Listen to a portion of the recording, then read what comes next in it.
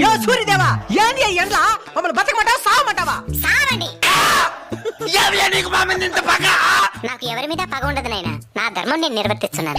ఏది నీ ధర్మమో? మమ్మల్ని చంపేసేదా? మరి మీరు చెట్లను చంపేసినప్పుడు ఈ ధర్మం ఎక్కడికి పోయింది నాయనా? అట్లా నాకు తెలుసు. ఈ ఎండకి తలకు తోట్లు పడుతున్నాయి. మీరు వాడి ఏసీల వల్ల ఓజన పరికి ఎప్పుడో తూట్లు పడింది నాయనా. ఎండ ఎక్కువగా ఉంది, ఏసీ 2 పాయింట్లు పెంచు అని అంటారు గానీ ఎండ ఎక్కువగా ఉంది 2 చెట్లు పెంచుదామని ఏ రోజైనా అనుకున్నారా? అంటే అది చెరువులు కూడా ఎండిపోతున్నాయి స్వామి.